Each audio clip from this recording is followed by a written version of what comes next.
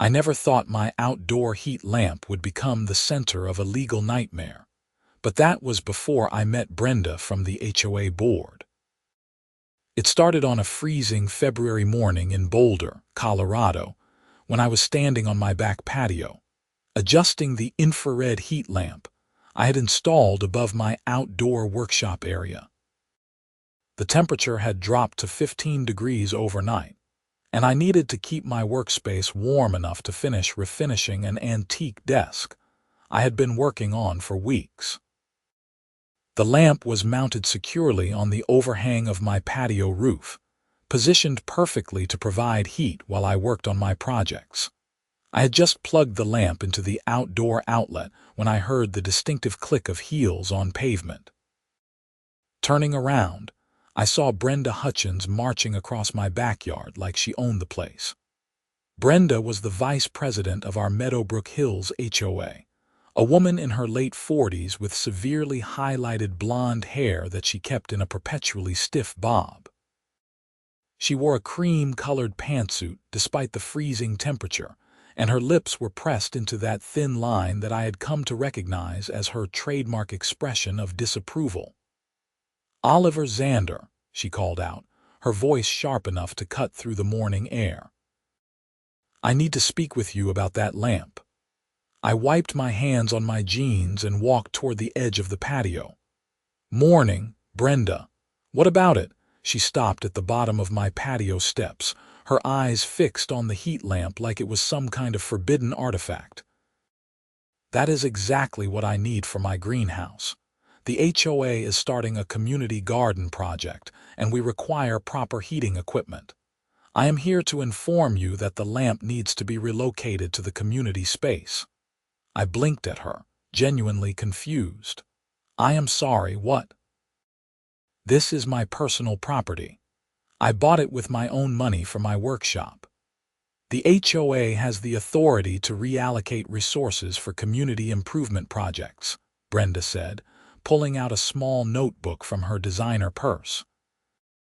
"I have reviewed the bylaws and there are provisions for community benefit initiatives.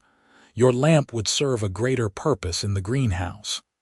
"Brenda, this lamp cost me $300. It is mine. The HOA cannot just take my personal property." Her expression hardened. "I am not asking, Oliver. This is an official HOA request. The lamp will be transferred to the community greenhouse by the end of the week. You will be compensated with a thank you mention in the next newsletter." I felt my jaw clench. "That is not compensation. That is theft. The answer is no." "Then you are in violation of HOA cooperation standards," she snapped, scribbling something in her notebook. "I will be filing a formal complaint. Good day." She turned on her heel and marched back toward the street, leaving me standing there in disbelief. I had dealt with HOA nonsense before, mostly minor complaints about my mailbox needing paint or my trash cans being visible from the street for more than 12 hours. But this was different. This was Brenda literally trying to steal my property and dress it up as some kind of community service. I went inside and called my neighbor, Marcus, who had lived in Meadowbrook Hills for 15 years. He answered on the third ring. "Marcus, did you know about this community greenhouse thing?" "Oh yeah," he said, sounding tired. "Brenda has been pushing it for months. She wants to build this elaborate setup behind the clubhouse." "Why?" "She just came to my house and demanded I give her my heat lamp for it." There was a long pause. "She what?" "She said the HOA can reallocate my personal property for community projects. Is that actually in the bylaws?" Marcus laughed, but it was not a happy sound. "Oliver, there is no such provision. I have read those bylaws front to back. Brenda makes up rules when it suits her. Last year she tried to tell the Hendersons they had to donate their patio furniture for a community yard sale. They told her where to shove it. So what do? Ignore her, document everything, and whatever you do, do not give her that lamp. Once Brenda thinks she can push you around, she will never stop." I thanked Marcus and hung up, feeling slightly better but still annoyed. I spent the rest of the day working in my shop, the heat lamp keeping the space comfortable while I sanded and stained the desk. By evening, I had nearly forgotten about the interaction. Then I checked my mailbox. Inside was an official-looking letter on HOA letterhead. It was a formal notice of violation, citing me for failure to comply with community improvement initiatives and lack of cooperative spirit as outlined in Section 12.7 of the Community Guidelines. There was a fine attached for $50, due within 10 days. I read the letter 3 times, my anger growing with each pass. Section 12.7 did not exist. I had reviewed the bylaws when I bought the house 2 years ago. The entire document was only 8 pages long, and there were no subsections that went past 10.4. The next morning, I drove to the HOA office, which was located in a small building next to the community clubhouse. The office was decorated like a budget hotel lobby, with bland landscape paintings and uncomfortable chairs. Behind the desk sat Patricia, the HOA administrator, a pleasant woman in her 60s who always seemed vaguely apologetic about her job. "Hi, Oliver," she said, looking up from her computer. "What can I help you with?" I placed the violation notice on her desk. "I got this yesterday." "Can you explain what Section 12.7 is?" Patricia picked up the letter and frowned. "Let me check." She turned to her computer and clicked through several screens. "That is odd. Our bylaws only go up to Section 10. Let me see who issued this." More clicking. Her frown deepened. "This was generated by Brenda yesterday afternoon. Did something happen?" I explained the situation with the heat lamp. Patricia listened, her expression growing more uncomfortable by the minute. "Oliver, I am so sorry. Brenda does not have the authority to issue violations without board approval, and she definitely cannot cite non-existent rules. I will void this fine immediately." "Thank you. But is this going to keep happening?" Patricia hesitated. "Between you and me, Brenda has been overstepping a lot lately. She acts like she is the president instead of the vice president. James, our actual president, is recovering from surgery and has not been active for the past month. Brenda has been running things her way, and it has been causing problems. I have had 5 complaints this week alone. Is there anything I can do? You could attend the next board meeting. It is this Thursday at 7. If enough homeowners show up with complaints, the other board members might actually do something." I thanked Patricia and left, feeling somewhat vindicated but still wary. Brenda did not seem like the type to back down easily. I was right. On Tuesday evening, I was in my garage working on organizing my tool bench when I heard a car pull into my driveway.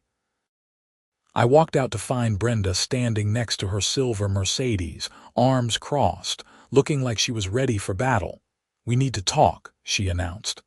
"I think we said everything we needed to say, Brenda. The fine was voided. The lamp stays." "I am not here about the fine. I am here to discuss a reasonable compromise. The greenhouse project needs proper heating.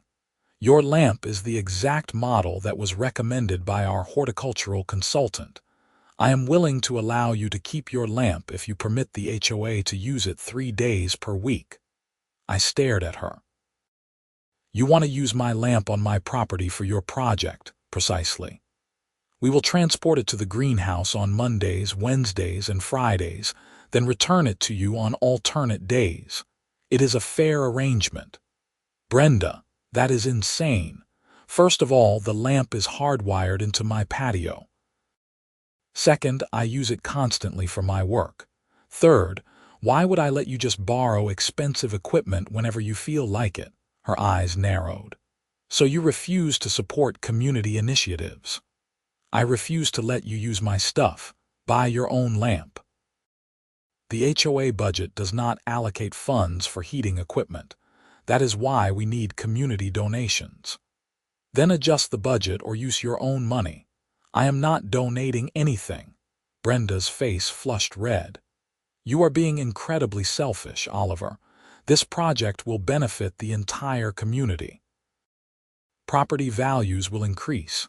Residents will have access to fresh vegetables, and you are standing in the way because of one lamp. One lamp that I paid for and that you have no right to. She pulled out her phone and took a photo of the heat lamp.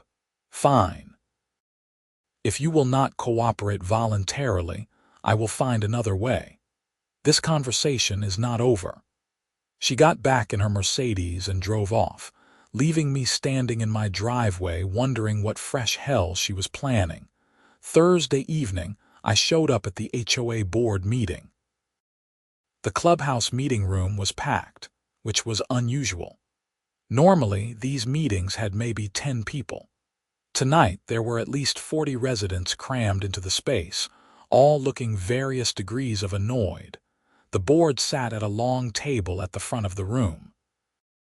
James Peterson, the president, was notably absent. Brenda sat in the center seat, flanked by 3 other board members who all looked uncomfortable.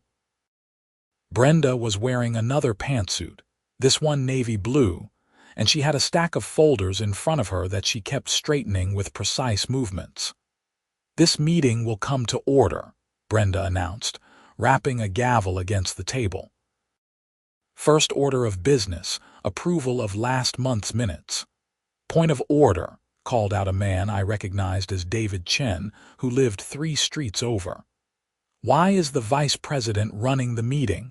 Where is James? President Peterson is recovering from medical treatment and has temporarily delegated his duties to me, Brenda said smoothly. Are there any objections to the minutes? I have an objection, said a woman near the front. Why am I being fined for having a wreath on my door past February 1st? Since when is that a rule? Brenda consulted her notes. Seasonal decorations must be removed within 1 week of the holiday's conclusion. Your wreath was Valentine-themed, and it remained displayed until February 10th. That rule is not in the bylaws, the woman protested. It falls under the general aesthetic maintenance standards. No, it does not. The meeting devolved from there. Person after person stood up with complaints about arbitrary fines, made-up rules, and Brenda's increasingly aggressive enforcement tactics. She had fined someone for parking their own car in their own driveway for more than 48 consecutive hours. She had cited another homeowner for having grass that was inconsistent in height variation, even though they paid for professional lawn service. She had even tried to fine Marcus for having his kitchen light on past 11 at night, claiming it violated light pollution standards. I waited until there was a break in the chaos, then stood up. I want to address the issue of personal property seizure. The room went quiet. Brenda's eyes locked onto me. There is no issue of property seizure, she said coldly. Really? Because you came to my house and demanded I turn over my heat lamp for your greenhouse project. Then, when I refused, you issued a fake violation citing a section of the bylaws that does not exist. Murmurs rippled through the room. One of the other board members, a middle-aged man named Gary, leaned forward. Brenda, is this true? I requested a voluntary donation for a community project, Brenda said, her voice tight. Oliver declined to participate in community betterment. You told me the HOA had the authority to reallocate my property. You said it was not optional. I may have been unclear in my initial communication. You tried to steal his lamp, someone called out from the back. That is a gross mischaracterization, Brenda snapped. The community greenhouse will provide significant value to all residents. Oliver is prioritizing his personal convenience over the collective good. Buy your own equipment, I shot back. You cannot just take people's stuff and call it community service. Gary cleared his throat. Brenda, The board did not approve any personal property donations. This is the first I am hearing about it. I was exercising executive initiative in the president's absence. That is not how this works, said another board member, a woman named Susan. You need board approval for major decisions. This is not a major decision. It is a simple equipment loan. You are not even asking anymore, I said. You are demanding. There is a difference. Brenda stood up, her face flushed. This meeting is getting off track. We will table this discussion and move on to the next agenda item. No, Gary said firmly. We need to address this now. Brenda, you have been making unilateral decisions without board consultation for weeks. This stops now. Any fines you have issued without board approval are void. Any new policies you have implemented are suspended pending full board review, and you will not, under any circumstances, attempt to take residents' personal property. Brenda looked like she had been slapped. You are undermining my authority. You do not have that authority, Susan said. James will be back next month. Until then, all major decisions go through the full board. No exceptions. The meeting continued for another hour, mostly focused on reviewing and reversing Brenda's various overreaches. By the time it ended, nearly every fine she had issued in the past month had been voided, and she had been formally censured by the other board members. I thought that would be the end of it. I was wrong. The following Monday, I came home from my job at the architectural firm to find my backyard gate open. My heart sank as I walked through and saw my patio. The heat lamp was gone.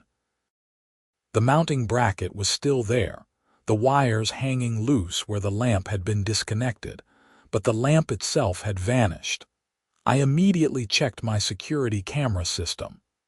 I had installed cameras 6 months ago after some packages went missing from my front porch.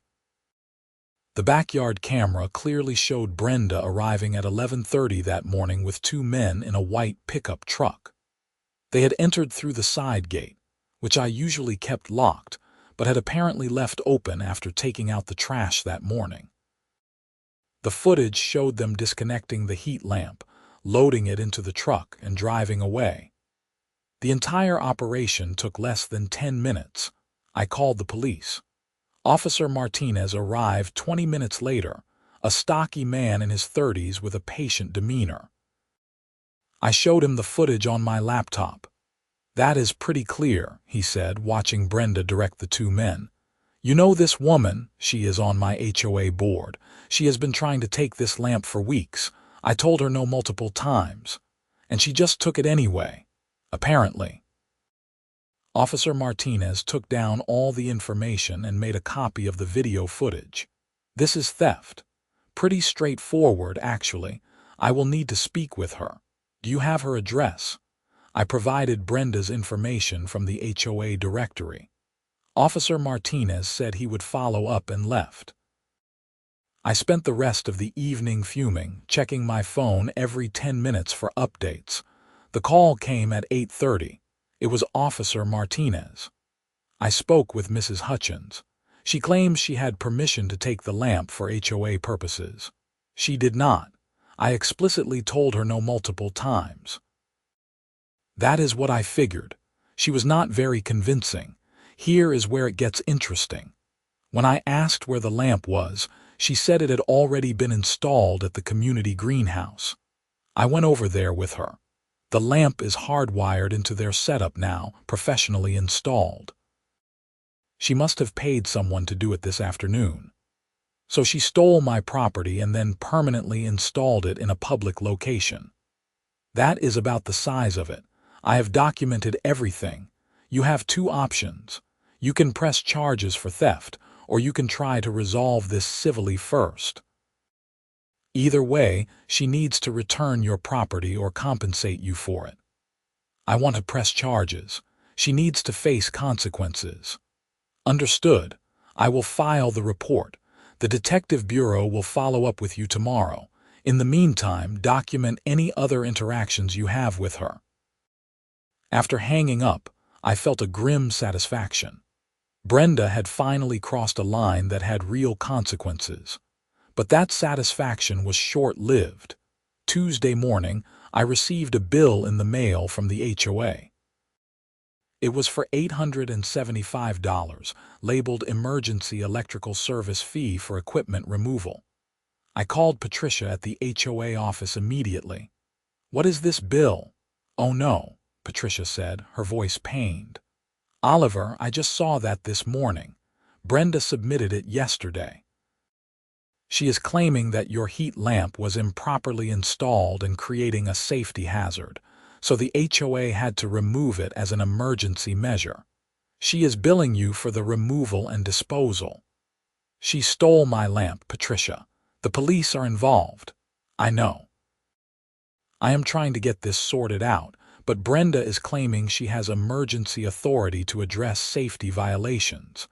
This is such a mess. Can you void the bill? I need board approval, and we do not meet again until next month. I am sorry, Oliver." "I will do what I can, but officially, this bill is valid until the board overturns it." I hung up, my head pounding. Not only had Brenda stolen my property, she was now trying to charge me for the privilege of having it stolen. The detective assigned to my case, Detective Sarah Wu, called me that afternoon. She was thorough and professional, asking detailed questions about the timeline, my interactions with Brenda, and the value of the lamp. I sent her all my documentation, including receipts, the security footage, and the bogus HOA bills. "This is pretty egregious," Detective Wu said.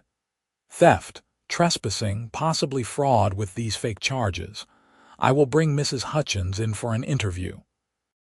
In the meantime, do not engage with her directly. Let us handle it." Wednesday came and went with no word.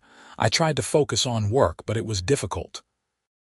My outdoor workspace was significantly colder without the lamp, and every time I looked at the empty mounting bracket, I felt a fresh wave of anger. Thursday afternoon, I got a call from an unknown number. Against my better judgment, I answered. "Oliver, this is Brenda. We need to discuss the electric bill. I have been advised not to speak with you directly. Contact my lawyer." I did not actually have a lawyer yet, but it seemed like the right thing to say. "Do not be dramatic. I am calling about a serious matter. The heat lamp you donated has been running continuously at the greenhouse for 3 days. Our electrician reviewed the power usage and determined it is consuming approximately $40 of electricity per day. As the donor of the equipment, you are responsible for the operational costs." I was so stunned I could not speak for a moment. "You stole my lamp, and now you want me to pay for the electricity." The lamp was donated as per our previous discussion. However, you failed to disclose the operational costs. The HOA expects equipment donations to be cost neutral. Since this lamp is creating a financial burden, we require compensation for the power usage. I'm sending you a bill for $120, covering 3 days of operation. You are insane. I am not paying you anything. The police are investigating you for theft. That is a misunderstanding that will be cleared up shortly. In the meantime, payment is due within 7 days, or additional penalties will apply. She hung up before I could respond. I immediately called Detective Wu and relayed the conversation. "She is digging herself deeper," Detective Wu said, sounding almost amused. "Keep records of everything. This actually helps our case. It shows intent and ongoing appropriation of your property." Friday afternoon, I received a formal bill from the HOA for $120, itemized as heat lamp operational costs, 3 days at $40 per day. The bill had a due date of the following Friday and noted that late fees of $25 per day would apply after that. I scanned the bill and emailed it to Detective Wu, then posted about the situation in a Boulder community Facebook group. The response was overwhelming. Dozens of people shared their own HOA horror stories, and several people who lived in Meadowbrook Hills confirmed that Brenda had been out of control for months. A few people suggested I contact local news stations. One person tagged a reporter from a Denver news channel who had done a series on HOA abuses. By Saturday morning, my inbox was full. The reporter, Nicole Adams from Channel 9, had reached out asking if she could interview me. I agreed, figuring public pressure might help. Nicole arrived at my house Sunday afternoon with a cameraman. She was a sharp woman in her early 30s who clearly knew her stuff. She interviewed me in my backyard, with the empty heat lamp bracket visible in the shot. I explained everything, showed her the documentation, and detailed Brenda's escalating behavior. Nicole also interviewed Marcus and 2 other neighbors who had their own Brenda stories. "This is going to make a great piece," Nicole said as they packed up. "We have been wanting to do a follow-up on HOA overreach, and this is a perfect example. It should air Tuesday evening." That night, I received an email from a lawyer named Thomas Richardson who specialized in HOA disputes. He had seen my Facebook post and offered to take my case on contingency. "HOAs have a lot of power, but they are not above the law," Thomas wrote. "What Mrs. Hutchins did is clear-cut theft and harassment. I would be happy to represent you in both the criminal case and in a civil suit against her and the HOA." I called him Monday morning and hired him on the spot. Thomas was in his 50s, with a calm confidence that I found reassuring. We met at his office downtown, and he reviewed all my documentation. "This is one of the more blatant cases I have seen," Thomas said. "Usually, HOAs at least try to hide behind plausible interpretations of their rules. Mrs. Hutchins is just stealing your property and then billing you for it. It is almost refreshing in its honesty. What is our next step? I am going to send a formal demand letter to both Mrs. Hutchins and the HOA board. She needs to return your property immediately, void all fraudulent charges, and compensate you for damages. If she does not comply within 7 days, we file a civil suit. I am also going to file a complaint with the state HOA regulatory board. What she is doing violates multiple state statutes." "How long does this usually take?" "It depends. If she is smart, she will settle quickly. If she digs in, it could take months. But given the criminal investigation, I think she will be motivated to resolve this." The demand letter was sent Tuesday morning. That evening, I watched myself on the Channel 9 news. Nicole had done an excellent job. The segment was titled "HOA Vice President Accused of Theft and Harassment" and featured my interview, the security footage of Brenda taking the lamp, and interviews with other Meadowbrook Hills residents. Nicole also interviewed Thomas, who explained the legal issues clearly. The segment ended with Nicole standing in front of the community greenhouse, where my heat lamp was clearly visible through the window, and noting that Brenda had declined to be interviewed. The segment went viral locally. By Wednesday morning, it had been shared thousands of times on social media. The HOA office phone was apparently ringing nonstop. Patricia called me mid-morning, sounding frazzled. "Oliver, this is out of control. We have had over 200 calls this morning.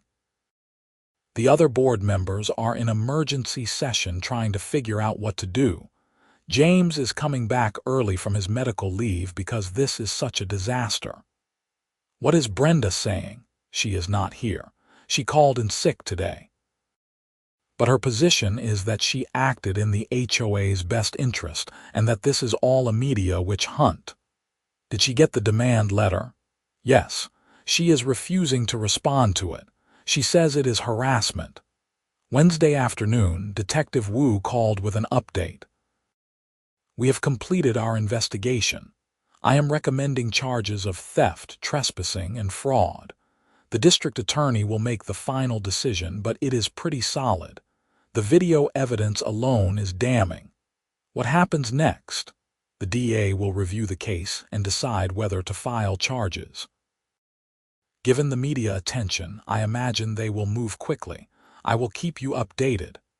Thursday afternoon, Brenda made her first public statement. She sent an email to all Meadowbrook Hills residents, which someone immediately forwarded to me. "Dear residents," it began. "It has come to my attention that certain false allegations are being spread about my actions regarding community property. I want to be clear that all decisions I have made have been in the best interest of our community and in accordance with HOA regulations.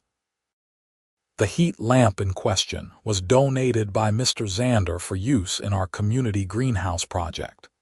He has since attempted to retract his donation and is now engaged in a malicious campaign to damage my reputation. I have always acted with integrity and transparency, and I am confident that the truth will prevail. The greenhouse project will continue as planned, providing fresh vegetables for our community and increasing property values for all residents." The email went on for 3 more paragraphs, painting herself as a victim of slander and me as an uncooperative troublemaker. It was delusional. The response from other residents was swift and brutal. The community Facebook group exploded with people calling Brenda out, sharing their own stories of her behavior, and demanding her resignation. Several people started a petition to remove her from the board, which gathered over 100 signatures within hours. Friday morning, I received another bill from the HOA. This one was for $280, covering 7 days of heat lamp operation at $40 per day. A note at the bottom stated that if payment was not received by the following Friday, the HOA would place a lien on my property. Thomas called me as soon as he saw the bill. "This is excellent news."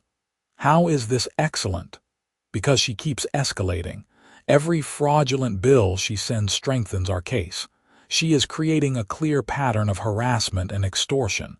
Let her keep digging." That afternoon, James Peterson, the HOA president, called me personally. He sounded exhausted.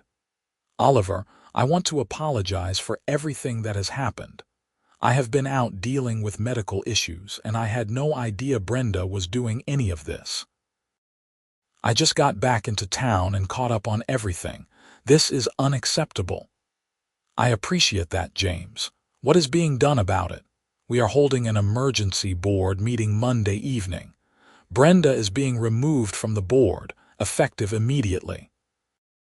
We are also voting to return your property, void all charges she issued, and formally apologize. I know that does not undo the damage, but we are trying to make this right." "What about the heat lamp? It is hardwired into your greenhouse now." "We are hiring an electrician to remove it properly and reinstall it at your property. The HOA will cover all costs. We are also reviewing our governance procedures to make sure this never happens again." "I appreciate that, but Brenda still needs to face legal consequences." "I understand." The board will be cooperating fully with the police investigation. Monday's emergency board meeting was packed. I estimated at least 70 residents showed up, many of them holding printouts of the news segment or the petition demanding Brenda's removal. The mood was tense. James opened the meeting looking pale but determined. Brenda sat at the far end of the board table, her expression defiant. She was wearing another pantsuit, this one black, and she had her arms crossed tightly across her chest. "This meeting is called to address serious allegations of misconduct by Vice President Hutchins," James said. "After reviewing the evidence and consulting with our attorney, the board has determined that Mrs. Hutchins violated multiple bylaws, state HOA regulations, and potentially criminal statutes. Effective immediately, She is removed from her position as vice president and from the board entirely. This is illegal, Brenda said, her voice shaking with anger. You cannot remove a board member without a homeowner vote. We can and we are, said Gary. The bylaws allow for immediate removal in cases of gross misconduct. You stole a resident's property, issued fraudulent bills, and lied to the entire community. You are done. I did what was necessary for the community. All of you are too weak to make hard decisions. This greenhouse will benefit everyone, and you are sabotaging it because one person complained. You broke the law, Susan said flatly. You took something that did not belong to you. That is theft, Brenda. It does not matter what your intentions were. The meeting continued with the board voting unanimously to remove Brenda, void all charges she had issued, and allocate funds for restoring my heat lamp. They also voted to suspend the greenhouse project pending a full review. Brenda stood up, grabbed her purse, and addressed the room. You will all regret this. I was the only one with vision for this community. Without me, Meadowbrook Hills will become just another mediocre neighborhood. I hope you are all happy with your decision. She walked out to complete silence. After she left, the room erupted in applause. Tuesday morning, I got a call from Detective Wu. The DA has filed charges: theft in the 3rd degree, criminal trespass, and fraud. Brenda Hutchins was arrested an hour ago. She posted bail and has been released, but she has a court date next month. I felt a weight lift from my chest. Thank you. You did everything right. Good documentation, clear communication, and you did not engage with her in ways that could have hurt your case. This is about as clean-cut as these things get. Wednesday, the electrician hired by the HOA arrived to remove and reinstall my heat lamp. He was a friendly guy named Carlos who seemed bemused by the whole situation. I heard about this on the news, he said as he worked. Wild story. I have been doing electrical work for 20 years, and I have never seen an HOA do something this crazy. How much work is it to reinstall? Not too bad. Few hours, maybe. The greenhouse installation was professional, so removing it should not be complicated. Reinstalling at your place will be easier since we are just putting it back where it was. By evening, my heat lamp was back in its original position, working perfectly. I stood in my workshop, feeling the familiar warmth, and finally relaxed for the first time in weeks. The HOA formally apologized in writing, sent a letter to all residents explaining what had happened, and assured everyone that new oversight procedures were being implemented. They also reimbursed me for the lawyer fees and offered a small settlement for the inconvenience, which I accepted. Brenda's criminal case moved forward. Thomas advised me that the evidence was overwhelming and that she would likely take a plea deal to avoid trial. He also filed a civil suit on my behalf for harassment, emotional distress, and punitive damages. In early April, Brenda pleaded guilty to theft and fraud charges. She was sentenced to 120 hours of community service, 2 years of probation, and ordered to pay restitution for my legal fees and damages. The judge was particularly harsh in his remarks. HOA board members are entrusted with authority to serve their communities, the judge said during sentencing. You abuse that authority for personal ego and to push your own agenda. You stole from a neighbor, lied about it, and then tried to extort money from him. That behavior is unacceptable regardless of your position. You will be held accountable. The civil suit settled out of court in June. The HOA's insurance covered most of it, and I received $20,000 in damages. Brenda was also required to send me a formal written apology, which arrived in July. It was brief and clearly written by her lawyer, but it was something. The community greenhouse project was eventually revived under new management, but it took a very different form. The board conducted a proper survey of residents to gauge interest, held open meetings to discuss the design and budget, and purchased all new equipment with HOA funds. They asked if I wanted to donate my heat lamp for the project. I declined politely. Marcus and I laughed about the whole thing over beers that summer. "You know what the best part is," he said. "Brenda moved out, sold her house in May and moved to Colorado Springs. I heard she is not allowed to serve on any HOA boards as part of her probation." "Good riddance," I said, clinking my bottle against his. "I hope she learned something from all this." "People like Brenda never learn," Marcus said. "But at least she is someone else's problem now. Life in Meadowbrook Hills returned to normal." The new board was reasonable and actually followed the bylaws. James recovered from his surgery and resumed his duties as president. The neighborhood settled into a comfortable routine, and the drama of those February weeks faded into local legend. I still work in my outdoor shop, heat lamp warming the space while I refinish furniture and work on projects. Sometimes new neighbors hear the story and ask about it. I tell them the truth. HOAs can be useful for maintaining community standards, but they also attract people who crave power they have not earned. And when those people go unchecked, they can cause real damage. But I also learned that communities can come together when someone crosses the line. The dozens of residents who showed up at board meetings, who signed petitions, who shared their own stories of Brenda's overreach, they made the difference. Individual complaints can be dismissed, but a community speaking with one voice is powerful. The heat lamp still works perfectly. It sits above my patio, providing warmth and light, a reminder that sometimes standing your ground against petty tyrants is worth the hassle.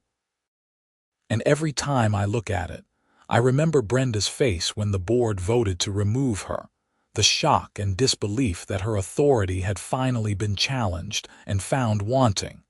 I never wanted to be the center of an HOA controversy. I just wanted to work on my furniture in peace. But sometimes you do not get to choose your battles. They choose you. And when they do, the only option is to stand firm, document everything, and trust that the truth will eventually win out. In October, I got an unexpected letter in the mail.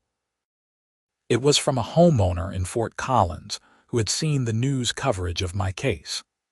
He was dealing with his own HOA nightmare involving a board member who was trying to force him to remove a solar panel installation. He asked if I would be willing to talk to him about my experience and share what I learned. I called him that evening and spent an hour on the phone walking him through the process, explaining what worked and what did not. Thomas had given me permission to share his contact information with other HOA victims, so I passed that along too. The guy was grateful and relieved to talk to someone who understood what he was going through. Over the following months, I got similar calls and emails from others dealing with HOA problems. Some were minor disputes that could be resolved with better communication. Others were serious cases of board members abusing their authority. I tried to help where I could, sharing my documentation practices and connecting people with resources. In December, a local community organization asked if I would speak at a seminar about HOA governance and homeowner rights. I agreed, figuring my experience might help others avoid similar situations. The seminar was held at a library in Boulder, and about 30 people attended. I talked about the importance of reading your bylaws, documenting all interactions, knowing your rights under state law, and not being afraid to push back against unreasonable demands. After my talk, several people came up to share their own stories. An elderly woman told me about an HOA that was trying to force her to replace her driveway, even though it was in perfect condition. A young couple described being fined repeatedly for minor violations, while their neighbors violated the same rules with no consequences. A retired teacher explained how his HOA president had embezzled thousands of dollars from the community fund before being caught. The common thread in all these stories was the same: people who gained a small amount of power and used it to bully their neighbors. And in most cases, the victims felt helpless because they did not know their rights or were afraid of retaliation. I realized that my case with Brenda was not unique. It was just more extreme and more public than most. But across the country, thousands of homeowners were dealing with similar situations every day, trapped in disputes with HOA boards that operated without oversight or accountability. That realization stayed with me. In January, almost a year after the heat lamp incident began, I started volunteering with a Colorado homeowner rights organization that provided free advice and resources to people in HOA disputes. I was not a lawyer and could not provide legal advice, but I could share my experience and help people understand their options. The work was surprisingly fulfilling. Helping someone stand up to an abusive HOA board, watching them find their voice and refuse to be pushed around, it reminded me why I had fought so hard against Brenda. It was not really about the heat lamp. It was about the principle that no one should be able to take what is yours and claim it is for the greater good. My story had a happy ending. The lamp was returned, Brenda faced consequences, and life went back to normal. But I knew many people were not so fortunate.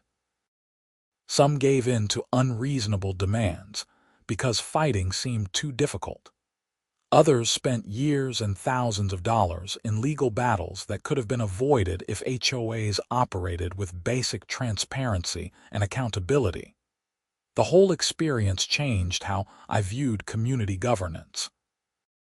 HOAs serve a purpose, but they need checks and balances like any other organization with authority. Board members need clear limitations on their power, mandatory training on their responsibilities, and real consequences when they overstep.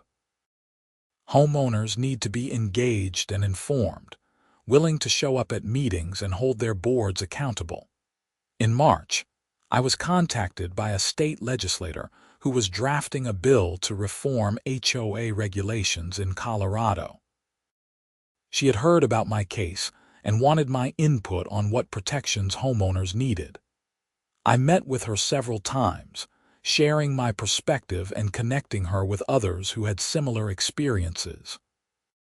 The bill she eventually introduced included provisions for mandatory board training, clearer procedures for removing board members who engaged in misconduct, and stronger penalties for HOAs that violated state law. The bill passed in May and was signed into law by the governor in June. It was not a complete solution, but it was progress. And I felt proud that my fight with Brenda had contributed in some small way to making things better for other homeowners. Looking back on everything that happened, I do not regret standing my ground.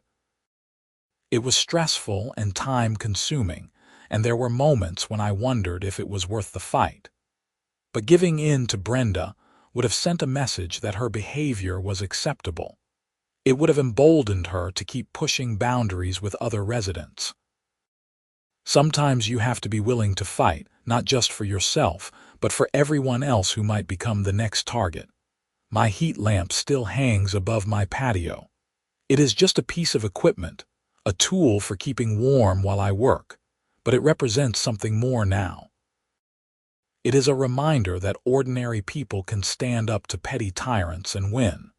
That communities are stronger than individual bullies. That documentation and persistence matter.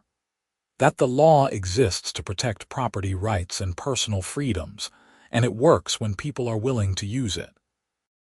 I occasionally see Brenda's name in the news. She was involved in a dispute with her new HOA in Colorado Springs last fall, something about unauthorized landscaping changes. I do not know how that turned out, and I do not particularly care.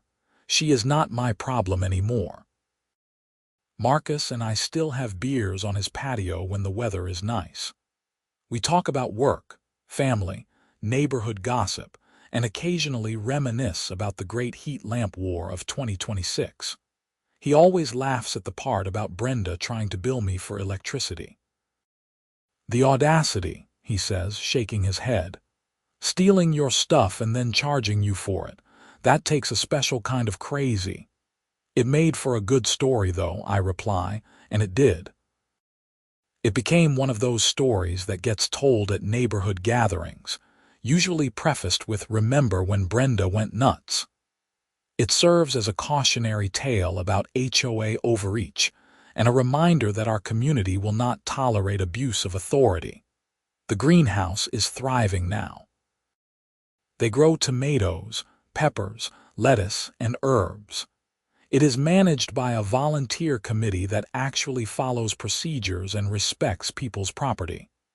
I have bought vegetables from them a few times at the community market. They are good vegetables. I just prefer knowing my heat lamp was not involved in growing them. My outdoor workshop remains my sanctuary. I finished the antique desk that I was working on when this all started. It turned out beautifully, with a rich cherry finish that brought out the wood grain. I sold it to a couple in Denver for a good price, and they were thrilled with it.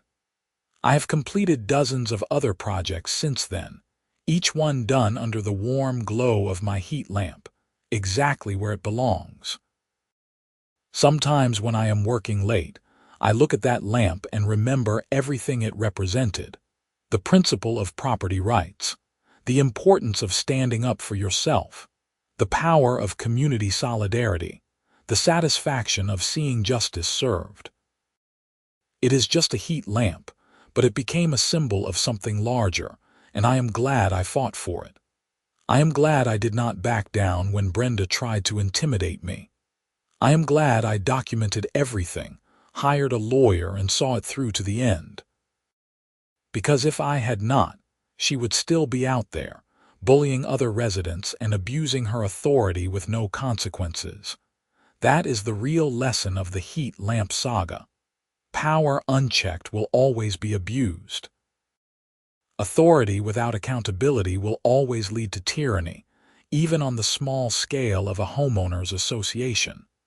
And the only way to prevent that abuse is for ordinary people to stand up, say no, and fight back when someone crosses the line. Brenda crossed that line. She paid the price. And Meadowbrook Hills is better for it.